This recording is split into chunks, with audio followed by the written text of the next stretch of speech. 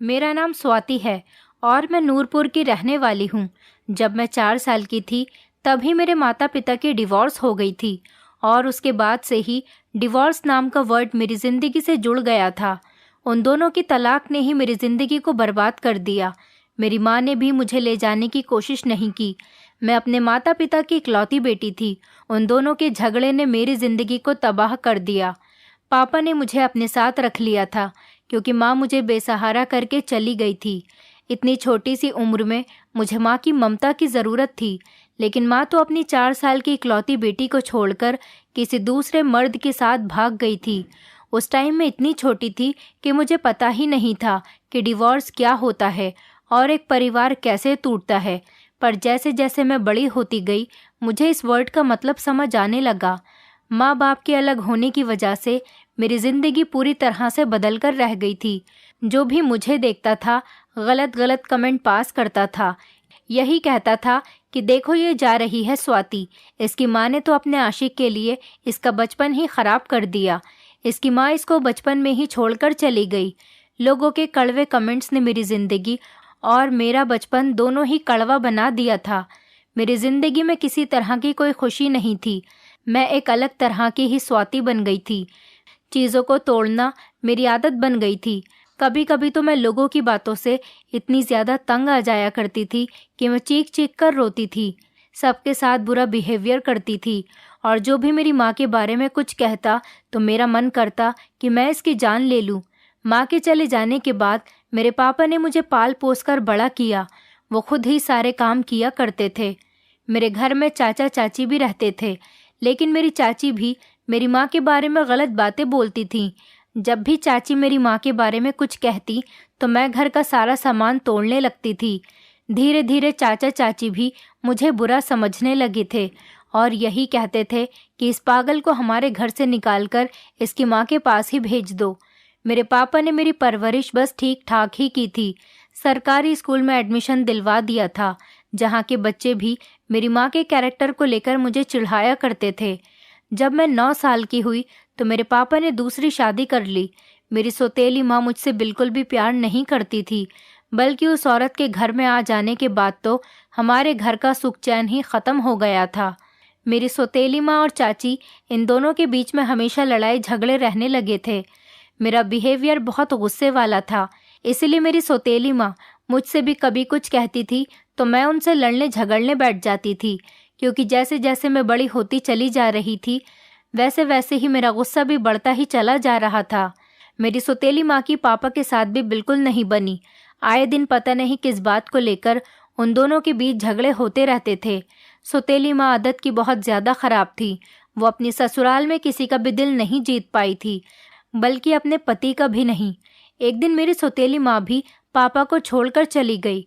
अक्सर पापा गुस्से में रहते थे कि जिस तरह मेरी दोनों पत्नियों ने मुझे धोखा दिया है, ऐसे मैं भी किसी औरत पर अब विश्वास नहीं कर सकता। मैं बड़ी हो गई थी तो इसीलिए पढ़ाई के साथ साथ घर का काम भी संभाल लिया करती थी। चाचा चाची का परिवार एक ही घर में रहते हुए भी अलग खाना पकाना करते थे और मैं अपने पापा का खाना अलग बनाया करती थी। मेरे गुस्से की वजह से किसी ने मुझे अपना समझकर प्यार नहीं किया था। मेरे पापा भी बस दुनिया के दिखावे के लिए मुझसे प्यार किया करते थे। एक दिन अचानक पापा को हार्ट अटैक हुआ और जब डॉक्टर के पास ले जाया गया तो डॉक्टर ने कहा कि ये अब इस दुनिया में नहीं रहे। पापा की मौत हो गई थी। ये खबर मेरे लिए किसी कयामत से कम नहीं थी। माँ के बाद पापा भी मुझे इस दुनिया में छोड़कर चले गए थे और अब मैं अकेली रह गई थी। पापा के मरने के बाद चाचा चाची का बिहेवियर मेरे साथ और ज़्यादा सख्त हो गया था। वो लोग चाहते थे कि मैं इस घर से निकल जाऊं और सारे घर पर उनका ही कब्जा हो जाए। मेरी दादी जो गांव में रहा करती थी, मेरे चाचा चाची ने मुझ पर झूठे इल्ज़ाम लगाकर मुझे दादी के घर छोड़कर आ गए। दादी ने मुझे खूब प्यार किया, लेकिन मैं गांव नहीं जाना चाहती थी और मजबूरन मुझे गांव में शिफ्ट होना पड़ गया। उस टाइम मेरी उम्र 16 साल के करीब हो गई थी। दादी मुझे बहुत प्यार करती थी, जबकि दादा काफ़ी सालों पहले ही इस दुनिया को छोड़कर चले गए थे। अपने बेटे की मौत पर मेरी दादी भी बहुत ज़्यादा अफसोस में थी। दादी गांव के घर में अकेली रहा करती थी क्योंकि मेरी दादी के सारे रिश्तेदार गांव में ही रहते थे। जैसे जैसे उनके बेटों ने शादी की तो शहर में घर बना लिया और वहीं पर शिफ्ट हो गए। अपनी बूढ़ी माँ को भी भूल गए। अब मैं पूरी तरह से अपनी दादी पर निर्भर हो गई थी। दादी के पास गांव में मेरी बुआ की बेटी भी रहती थी। उसका नाम रानी था। रानी उम्र में मुझसे छोटी थी। मेरी दादी अकेली रहती थी, इसी वजह से उन्होंने अपनी नाती को अपने साथ रखा हुआ था। मेरी दादी के गांव में 3-4 मकान थे जो कि किराए पर दिए हुए थे। दादी घरों के ही किराए से अपना खर्च पूरा करती थी। मेरे पापा और मेरे चाचा ने अपनी अपनी शादियों के बाद अपनी माँ को कोई भी पैसा नहीं दिया था। गांव में ही हमारी एक बुआ भी रहती थी। वो हर रोज सुबह को दादी के पास आ जाया करती थी, क्योंकि मेरी बुआ की शादी भी गांव में ही हुई थी। उनका ससुराल गांव में ही था और वो अपनी माँ के पास आती जाती रहती थी। रानी मेरी इन्हीं बुआ की बेटी थी। रानी का बिहेवियर तो मेरे साथ अच्छा रहता था, लेकिन बुआ का बिहेवियर मेरे साथ कुछ अजीब सा था। ऐसा लगता था जैसे मेरे गांव आने पर उन्हें कोई खुशी नहीं हुई थी। मेरे सामने बुआ अपनी बेटी को खूब प्यार करती और मुझे मुंह बनाकर देखती थी। कभी कभी बुआ मेरी माँ के बारे में भी कुछ गलत कह देती तो मैं गुस्से में चीज़ें तोड़ना शुरू कर देती थी। बुआ ने कभी भी कुछ खुलकर नहीं कहा था, पर फिर भी मैं उनके साथ बदतमीजी पर उतर आती थी। बुआ दादी से भी यही कहती थी कि माँ, इसको शहर इसकी माँ के पास भिजवा दो। अपनी माँ के साथ साथ ये भी बदतमीज ही है। जिस तरह से इसकी माँ अपने आशिक के साथ भाग गई है, इसे इसकी माँ के पास भेज दो। ये यहाँ रहने के काबिल नहीं है। लेकिन दादी मेरी बहुत साइड लिया करती थी और वो अपनी बेटी को डांट दिया करती थी। मेरे आने पर बुआ को दादी से बहुत सारी शिकायतें हो गई थी, लेकिन मेरी दादी का कहना था कि ये मेरी पोती है और हमारे खानदान का खून है। अब ये मेरे पास ही रहेगी और मैं इसका ख्याल रखूंगी। कुछ महीने तो ऐसे ही गुजर गए।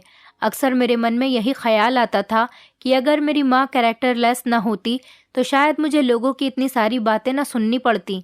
अगर मेरी माँ को मुझे ये दिन दिखाना ही था तो वो मुझे अपने साथ भी तो लेकर जा सकती थी। शायद मैं भी दूसरे बच्चों की तरह नॉर्मल और अच्छी ज़िंदगी गुजारती। मेरे अंदर एक अजीब सा एहसास आ गया था।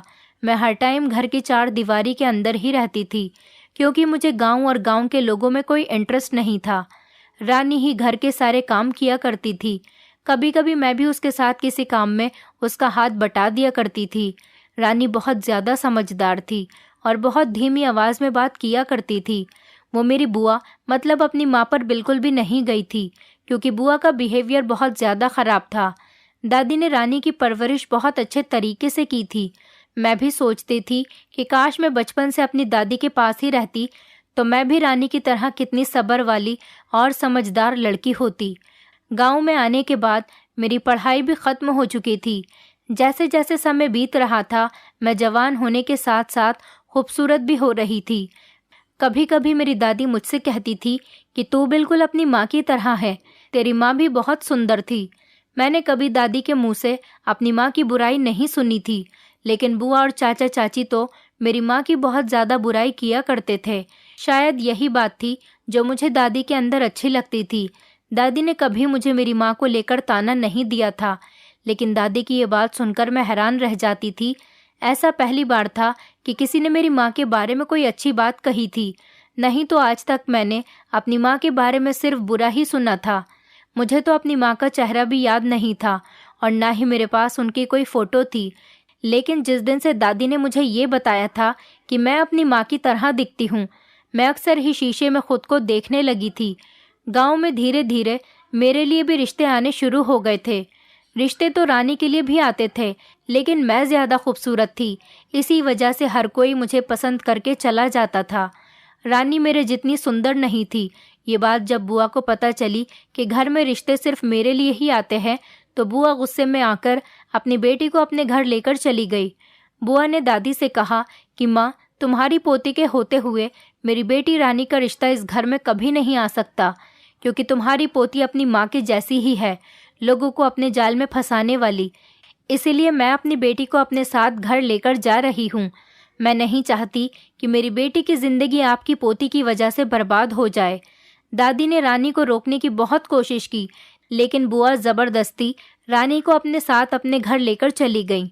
दादी ने फैसला किया कि वो जल्द से जल्द मेरी शादी करके मुझे विदा कर देंगी, क्योंकि उन्हें पता था कि जब तक दादी जिंदा हैं तब तक मेरी शादी हो सकती है। अगर दादी कभी इस दुनिया में नहीं रही तो मुझे कोई अपने घर में जगह तक नहीं देगा। दादी को हमेशा मेरी फिक्र लगी रहती थी। दादी ने मेरे लिए रिश्ता देखना शुरू कर दिया था, पर कहीं पर भी बात नहीं बन पा रही थी, क्योंकि बुआ ने सारे गांव में मेरी माँ के कैरेक्टर के बारे में बात फैला दी थी, जिसकी वजह से कोई भी आसानी से मेरे साथ शादी करने के लिए तैयार नहीं हो रहा था। जो भी रिश्ता लेकर आता उनको किसी न किसी तरह से मेरी माँ के बारे में पता चल ही जाता था, और इस तरह रिश्ता होने से पहले ही ख़त्म हो जाता था। बुआ न जाने मुझसे कौन सी दुश्मनी निकाल रही थी। दादी ने बड़ी मुश्किल से मेरा एक जगह पर रिश्ता तय किया था। उस लड़के का नाम अभिनव था। वो गांव में ही रहता था। उसकी पहली पत्नी की मौत हो चुकी थी, इसी वजह से वो दूसरी शादी करना चाहता था। मैं इतनी कम उम्र की होते हुए भी अभिनव की दूसरी पत्नी बनूंगी, इस बात ने मेरे दिल के अरमान ही ख़त्म कर दिए थे। शादी को लेकर मेरे दिल में बहुत सारे अरमान थे, पर मैंने कभी नहीं सोचा था कि मैं किसी की दूसरी पत्नी बनकर जाऊंगी। जब से मेरा रिश्ता अभिनव के साथ हुआ था, मैं बहुत ज़्यादा परेशान रहने लगी थी। हर टाइम मैं यही सोचती रहती थी कि पता नहीं शादी करके मैं खुश भी रहूंगी कि नहीं। मुझे बार बार अपने माता पिता की डाइवोर्स वाली बात याद आ जाती थी। मेरे लिए शादी एक बहुत ही मुश्किल रिश्ता बन गया था। मैंने अपने चाचा चाची को भी हमेशा लड़ते झगड़ते ही देखा था। छोटी छोटी बातों को लेकर अक्सर वो दोनों भी आपस में खूब झगड़ा करते थे। मेरे दिमाग में बस यही रहता था कि क्या शादी होने के बाद पति पत्नी आपस में एक दूसरे से झगड़ा करते हैं। कभी कभी तो चाचा चाची के झगड़े की वजह मैं भी बनती थी, लेकिन अब जब से मैं यहाँ पर आई थी तो शायद उन दोनों को बहुत सुकून हो गया होगा। जैसे जैसे शादी के दिन करीब आ रहे थे, मेरी घबराहट बढ़ने लगी थी। अभिनव एक बार मुझसे मिलने के लिए भी आया था और उनका बिहेवियर भी मुझे कुछ सख्त ही लगा था, पर मेरी दादी ने मुझे तसल्ली दी थी कि अभिनव बहुत ही अच्छा लड़का है, गांव का सीधा साधा लड़का है, तुम्हें कोई परेशानी नहीं होगी, तुम इसके घर में खुशी खुशी रहोगी। इसकी पहली पत्नी मर चुकी है और ये घर में अकेला रहता है, इसका कोई आगे पीछे नहीं है, इसीलिए ये तुम्हें बहुत प्यार देगा। दादी की बात सुनकर मुझे भी तसल्ली हो जाती थी। बड़ी ही सादगी के साथ हमारी शादी हो गई, और जब विदाई का टाइम आया तो दादी ने मेरे सर पर हाथ रखा और आशीर्वाद दिया, और साथ में दादी ने मुझे एक चादर पकड़ाई और धीरे से एक बात कही जो मेरे लिए बड़ी अजीब सी थी।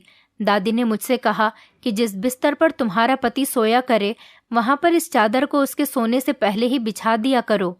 तुम देखना, उसका स्वभाव तुम्हारे लिए बहुत अच्छा रहेगा और कभी भी तुम दोनों के बीच डिवोर्स नहीं होगा और ना ही कभी वो तुमसे झगड़ा करेगा। दादी की ये बात सुनकर मैं हैरान रह गई थी और मैंने झट से चादर पकड़ ली। मेरी दादी ने मेरी सबसे बड़ी मुश्किल को हल कर दिया था। मेरे दिमाग में बस यही टेंशन थी कि कहीं शादी के बाद मेरा पति भी मुझे डिवोर्स न दे दे, और मैं इसी बात को सोच सोचकर बहुत ज़्यादा डर रही थी। ये बात दादी को पता थी कि मैं किस वजह से डरती हूँ, तो इसीलिए मेरी दादी ने मेरे लिए ये नुस्खा भी निकाल लिया था। दादी के घर आकर मैं जितनी खुश हुई थी उतनी खुश तो मैं अपने माता पिता के घर में भी नहीं थी, क्योंकि उन्होंने काफ़ी समय से मेरी ज़िंदगी में मेरी अच्छी परवरिश की थी और आज ये साबित कर दिया था कि वो मुझे अपनी बेटी की तरह प्यार करती है। बिना कहे ही मेरी दादी मेरी परेशानी जान गई थी। दादी ने जो बात मुझे कही थी वो मैंने अपने पल्लू से बांध ली थी। जब मैं विदा होकर अभिनव के घर पहुंची तो मेरा दिल ज़ोर ज़ोर से धड़क रहा था। अभिनव का घर बहुत छोटा था, जहां मुझे और अभिनव को अकेले ही रहना था। अभिनव का इस दुनिया में कोई नहीं था। उनके माता पिता उनको छोड़कर जा चुके थे। उनके 2 भाई थे, वो भी शहर में रहा करते थे और कभी वो गांव नहीं आते थे।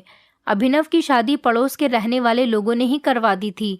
अभिनव के पड़ोस में रहने वाली सरिता भाभी ने मुझे कमरे में बैठा दिया। जाते जाते सरिता भाभी ने कहा कि देखो स्वाति, तुम कम उम्र की हो, इसीलिए मैं तुम्हें समझा रही हूँ। ऐसी कोई गलती मत करना जिस वजह से तुम्हारा घर बर्बाद हो जाए।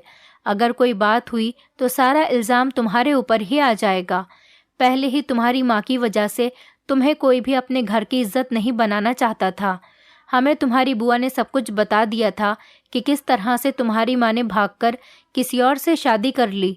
अब तुम्हारी अभिनव के साथ शादी हो गई है, अब तुम्हें खुद ही हर बात का ध्यान रखना पड़ेगा। सरिता भाभी की बातों ने मुझे बुरी तरह से डरा दिया था। सरिता भाभी कहने लगी कि अभिनव का स्वभाव कुछ अलग सा है, कुछ दिन साथ में रहोगी तो खुद ही समझ आ जाएगा। अभिनव के साथ जिंदगी गुजारना आसान नहीं है। सरिता भाभी ये सारी नसीहत देकर मुझे वहां से चली गई थी और मेरा दिमाग उनकी बातों में उलझ चुका था। कुछ देर के इंतजार के बाद जब अभिनव कमरे में आए तो उनका मूड कुछ ठीक नहीं था। कमरे में आते ही उन्होंने अपना सामान इधर उधर फेंकना शुरू कर दिया। ऐसा लग रहा था कि जैसे वो बहुत ज़्यादा गुस्से में हैं। मैं डर के मारे कांप रही थी और मुझे बहुत ज़्यादा घबराहट हो रही थी। अभिनव मेरे पास बैठने के बजाय सीधा बाथरूम में चले गए और कपड़े बदलकर ही वापस आए। मैं अभी तक बेड पर बैठी हुई उनका इंतज़ार कर रही थी। मुझे देखते ही वो भी गुस्से के साथ कहने लगे कि तुम अभी तक यहाँ पर बैठी हो, चलो यहाँ से हटो, मुझे नींद आ रही है, मेरा बिस्तर साफ कर दो। अभिनव की इस बात ने मेरे होश उड़ा दिए थे। मेरे दिल में जो थोड़े बहुत अरमान सुहागरात को लेकर बचे हुए थे वो भी अब आंसुओं में बह गए थे। मैंने जल्दी से उठकर उनका बिस्तर साफ कर दिया। फिर मुझे याद आया कि दादी ने जो मुझे चादर दी थी, क्यों ना मुझे वही चादर अभिनव के बिस्तर पर बिछा देनी चाहिए। मैंने ऐसा ही किया और अपने सामान में से जल्दी से वो चादर निकाली और अभिनव के बिस्तर पर बिछा दी। उसके बाद मैंने अपने भी कपड़े बदल लिए। मेरी शादी में रानी भी आई थी। मुझे रानी की कही हुई बात याद आने लगी। वो मेरे कानों में कह रही थी कि आज तो स्वाति तुम इतनी सुंदर लग रही हो कि अभिनव जी तो बस तुम्हें देखते ही रह जाएंगे, तुम्हें देखकर पहली नज़र में ही अपना दिल हार बैठेंगे। उस टाइम तो मैं रानी की बातों पर बहुत खुश हो रही थी क्योंकि मेरे दिल में भी शादी को लेकर काफ़ी सारे अरमान थे। फिर मैंने एक लंबी सांस भरी क्योंकि ऐसा कुछ भी नहीं हुआ था। मेरी खूबसूरती ऐसी नहीं थी जो मेरी किस्मत बदल देती। अभिनव कमरे में आकर अपने बिस्तर पर लेटते ही गहरी नींद में सो गए थे और मैं अभिनव के बिस्तर पर बिछी हुई चादर को गौर गौर से देख रही थी। मुझे आने वाली अपनी ज़िंदगी से कोई ख़ास उम्मीद नहीं थी, पर इस बात का यकीन ज़रूर था कि अगर दादी ने मुझे ये चादर दी है तो ज़रूर इसका कोई ना कोई असर तो होता ही होगा। और अगली सुबह जब अभिनव सोकर उठे तो उनका मूड बहुत फ्रेश लग रहा था। मैं उनसे पहले ही उठ गई थी और किचन में जाकर उनके लिए नाश्ता बनाने की तैयारी कर रही थी। वो खुद ही उठकर किचन में मेरे करीब आए और कहने लगे, स्वाति मुझे माफ़ कर देना, रात में गुस्से में था, हो सके तो रात वाली बात को भूल जाना। अभिनव का इतना बदला हुआ रूप देखकर मैं हैरान रह गई थी। मुझे यकीन नहीं आ रहा था कि ये रात वाला ही अभिनव है। वो जल्दी से तैयार हो रहे थे। टाइम बहुत ज़्यादा हो गया था, शायद उन्हें काम पर जाना था, इसलिए जल्दी से मैंने उनको नाश्ता दिया। हम दोनों ने साथ बैठकर नाश्ता किया। उसके बाद वो अपने काम पर चले गए थे। अभिनव के जाने के थोड़ी देर बाद ही दादी भी मेरे घर पर आ गई थी। दादी मुझे देखकर बहुत खुश हुई और कहने लगी कि तुम हमेशा इस तरह ही खुश रहना और बस अपने पति के बिस्तर पर यही चादर बिछा देना और जो बात मैंने बताई थी उस काम को करती रहना। मैंने उनसे पूछा, दादी इस चादर में ऐसी क्या बात है, ये तो मामूली सी एक काले रंग की चादर है। दादी मुस्कुराते हुए कहने लगी, हर बात बताने वाली नहीं होती, बस तुम उस चादर को अपने पति के बिस्तर पर बिछाना मत भूलना, नहीं तो हो सकता है कि तुम्हारा पति तुम्हें तलाक दे दे। दादी की ये बात सुनकर मेरे रोंगटे खड़े हो गए थे और मैंने कहा, नहीं नहीं दादी, मैं चादर बिछाना कभी नहीं भूलूंगी। डिवोर्स का नाम सुनकर तो मैं कांप जाती थी। शाम तक अभिनव भी काम से घर वापस आ गए थे और उनका मूड भी बहुत ज़्यादा अच्छा था। मैंने उनकी पसंद का ही खाना बनाया था और खाने को देखने के बाद वो और भी ज़्यादा खुश हो गए थे। हम दोनों ने साथ बैठकर खाना खाया। उन्होंने मेरे खाने की खूब तारीफ़ की थी। उस दिन के बाद कोई भी ऐसा दिन नहीं गया कि जब अभिनव के सोने से पहले मैंने उनके बिस्तर पर वो चादर नहीं बिछाई हो। जब अभिनव के सोने का टाइम होता तो मैं उनके बिस्तर पर वो दादी की दी हुई चादर बिछा दिया करती थी और जब वो उठ जाते थे तो मैं उस चादर की जगह दूसरी चादर बिछा दिया करती थी। ये काले रंग की चादर मुझे जान से भी ज़्यादा प्यारी हो गई थी। अभिनव हमेशा मेरा बहुत ख्याल रखते थे। उनका बिहेवियर भी मेरे साथ हमेशा बहुत नरम रहता था। गुस्सा करना तो वो जैसे भूल ही गए थे और अगर कभी कभी वो मुझसे गुस्से में बात किया भी करते थे तो मैं चुपचाप सुनती रहती थी क्योंकि मुझे पता था कि दादी की दी हुई चादर की वजह से अभिनव का गुस्सा कुछ टाइम के बाद ही खत्म हो जाता है। पता नहीं इस चादर में ऐसी कौन सी बात थी जो अभिनव जैसे गुस्से वाला इंसान भी ठंडा हो जाता था। मेरे ससुराल में मेरी जिंदगी बहुत अच्छी गुजर रही थी। मेरी शादी को 5 महीने हो गए थे और इन 5 महीनों में मैं खूब सेहतमंद हो गई थी, क्योंकि मैं अपनी ससुराल में हमेशा खुश रहती थी। कुछ दिनों बाद मुझे पता चला कि मैं प्रेग्नेंट हूँ। ये खबर सुनकर तो अभिनव और भी ज़्यादा खुश रहने लगे थे। अब मेरे पति मेरा डबल ख्याल रखने लगे थे, लेकिन फिर अचानक मेरी तबीयत खराब रहने लगी। एक दिन कुछ ज़्यादा ही तबीयत खराब होने की वजह से एक रात में अभिनव के बेड की चादर चेंज करना भूल गई थी। मैंने दवाई ली हुई थी, इसी वजह से मुझे जल्दी नींद आ गई थी और मैं अभिनव से पहले ही सो गई थी। बस यही मेरी बहुत बड़ी गलती थी और अपनी इस गलती का एहसास मुझे जब हुआ जब सुबह के 6 बजे अचानक मेरी घबराकर आँख खुली। ये देखकर तो मेरे रोंगटे ही खड़े हो गए थे कि अभिनव के बिस्तर की चादर तो मैंने चेंज ही नहीं की थी। दादी की ये बात मेरे कानों में गूंजने लगी कि अगर तुमने चादर अभिनव के बिस्तर के नीचे नहीं बिछाई तो वो तुम्हें तलाक दे देगा। अभी मैं इन सब बातों में ही खोई हुई थी कि तभी अभिनव जाग गए। उनको देखकर मुझे डर लगने लगा। मैं सोच रही थी कि पता नहीं अब क्या होगा। अभिनव कहने लगे, तुम क्यों जाग रही हो? तुम्हारी तबीयत तो ठीक है ना? तुम इतनी जल्दी क्यों उठ गई हो? तुम्हें आराम की ज़रूरत है। तुम अपनी नींद पूरी किया करो। मैंने डरते डरते उनको बताया कि मेरी तबीयत ठीक नहीं है। अभिनव कहने लगे, तो मैं तुम्हें अकेला घर में छोड़कर काम पर नहीं जा सकता। तुम तैयार हो जाओ, मैं तुम्हें तुम्हारी दादी के घर पर छोड़ आता हूँ। ऐसा पहली बार हुआ था जब अभिनव ने अपने मुंह से कहा था कि मैं तुम्हें तुम्हारी दादी के घर छोड़कर आता हूँ। नहीं तो इससे पहले मैं जब भी दादी के घर जाने को कहती थी तो वो मना कर देते थे और कहते थे कि अब यही तुम्हारा घर है और तुम्हें अब यहीं पर रहने की आदत डालनी होगी। तुम्हारा दिल अगर अपनी दादी से मिलने को करता है तो तुम उनको यहीं पर बुला लिया करो। उस टाइम मुझे बहुत रोना आ जाता था, पर आज जब उन्होंने घर जाने की बात कही तो मुझे डर लगने लगा था। कहीं ऐसा तो नहीं था कि वो मुझे छोड़ने वाले थे।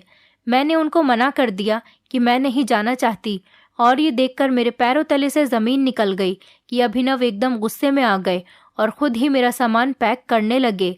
बहुत दिनों बाद मैंने उनको गुस्से में देखा था। काम पर जाते टाइम उन्होंने ज़बरदस्ती मुझे दादी के घर पर छोड़ दिया। मैंने डरते डरते अभिनव से पूछा कि आप शाम तक तो मुझे लेने आ जाओगे ना? उन्होंने मेरी तरफ गुस्से से देखा और कोई जवाब नहीं दिया। उसके बाद वो चले गए और मैं भी दादी के घर पर आ गई थी और सामने ही दादी बैठी हुई थी।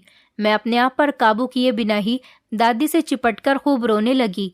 मुझे इस तरह रोता हुआ देखकर दादी बहुत ज़्यादा परेशान हो गई थी। उन्होंने मुझसे रोने की वजह पूछी। मैंने रोते हुए दादी को बताया कि अभिनव मुझे छोड़कर चले गए हैं और अब मुझे कभी लेने नहीं आएंगे।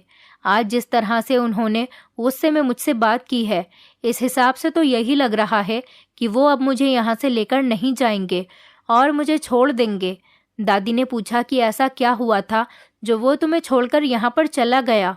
मैंने दादी को बताया कि मैं उनके बिस्तर पर कल रात चादर बिछाना भूल गई थी। सुबह मेरी तबीयत ठीक नहीं थी। उन्होंने मुझसे मेरी तबीयत पूछी।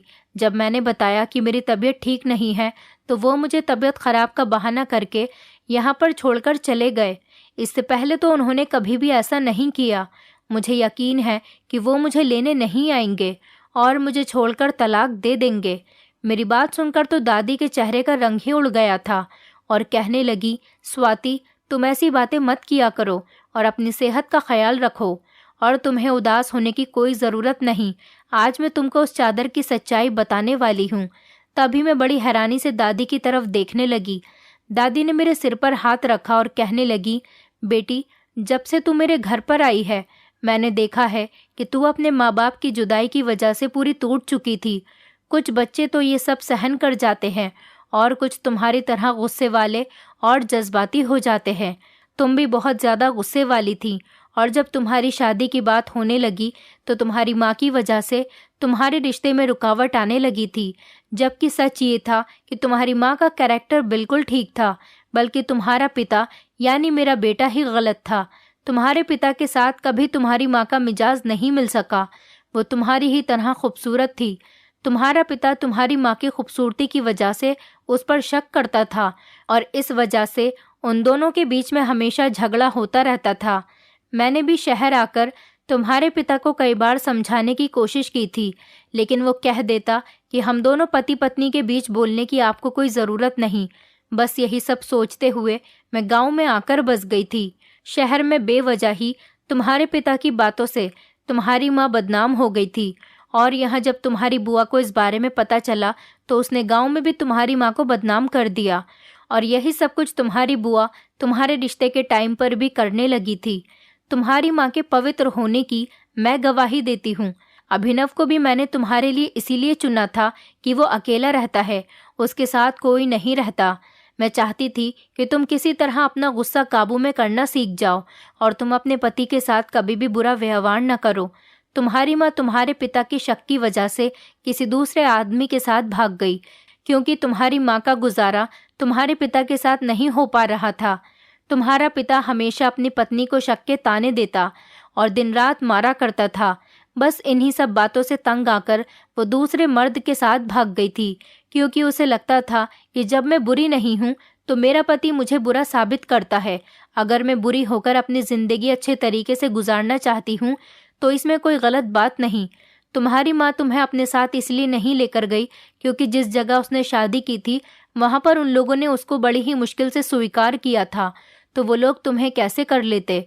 वहाँ पर तुम्हारी जिंदगी और भी ज्यादा दुश्वार हो जाती। और सच बात तो यह है कि तुम्हारी बुआ तुमसे नफरत इसीलिए करती है क्योंकि जिस आदमी से तुम्हारी माँ ने शादी की थी वो कोई और नहीं, तुम्हारी बुआ का देवर था, जिसने तुम्हारी माँ की खूबसूरती की वजह से उसे अपना लिया और दूसरे शहर में जाकर तुम्हारी माँ के साथ अपना घर बसा लिया। तुम्हारी बुआ इसलिए तुम्हें भी बुरा समझती थी। मैंने तुमसे कहा था कि ये चादर अपने पति के बिस्तर पर बिछा देना, इससे तुम्हारा पति खुश रहेगा और तुम्हें तलाक नहीं होगी, क्योंकि मुझे पता था ये तुम्हारे लिए कितना भयानक है। और इसके साथ ही मैंने तुमसे ये बात भी कही थी कि जब भी तुम्हारा पति गुस्से में हो तो अपनी जुबान को दांतों के नीचे दबा लेना, मतलब तुम खामोश रहना। अपने पति के आगे पलटकर कभी भी कोई जवाब मत देना। दरअसल जादू चादर का नहीं बल्कि तुम्हारी जुबान के बंद रहने का है।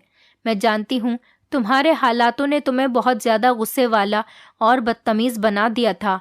इसी वजह से मुझे डर था कि कहीं तुम यही गुस्सा और बदतमीजी अपने पति के साथ ना करो। अगर तुमने अपने पति के साथ भी यही किया तो वो तुम्हें खुद अपने घर से निकाल देगा। आदमी जब बाहर की परेशानियों को झेलकर घर आता है तो वो कभी कभी सख्त मिजाज और गुस्से वाला हो जाता है, पर अगर औरत उसके साथ जुबान लड़ाने लगे तो ये रिश्ता हमेशा के लिए टूट जाता है। दोनों में से किसी एक का चुप रहना बहुत ज़रूरी है। मुझे पता था कि अभिनव थोड़ा सा सख्त है, इसलिए मैंने तुझे चादर की आड़ में यह तरीका बताया जिस वजह से तू अभिनव के सामने चुप रही और वो तुम्हारी कदर करने लगा।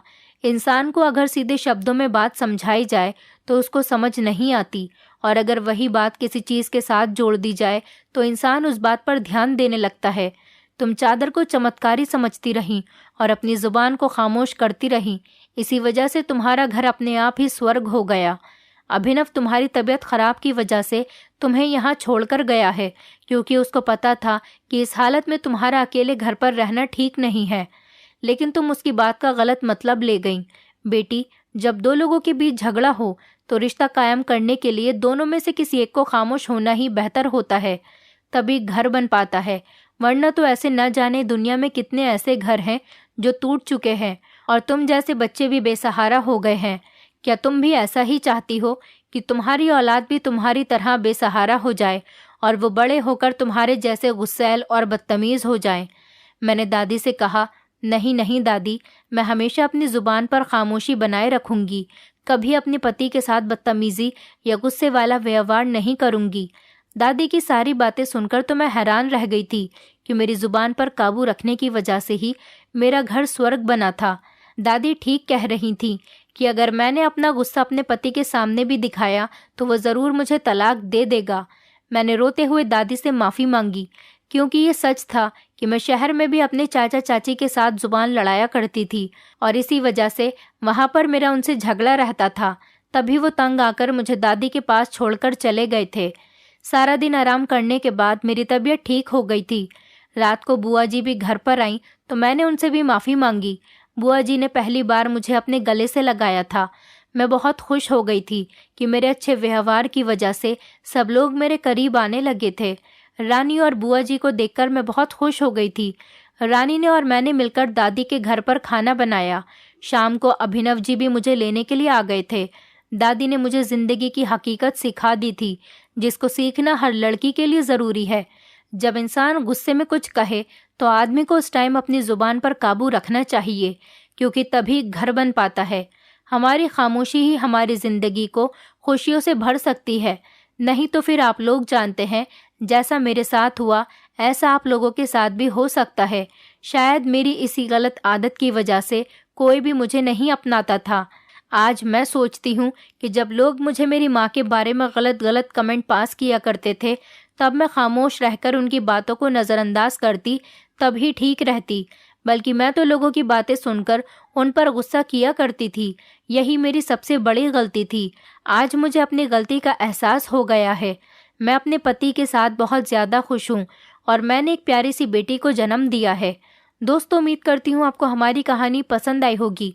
कहानी पसंद आई है तो वीडियो को लाइक करें, चैनल पर नए हैं तो चैनल को सब्सक्राइब करें और हाँ, नोटिफिकेशन बेल को ज़रूर दबाएं ताकि अगली अपडेट सबसे पहले आपको मिले।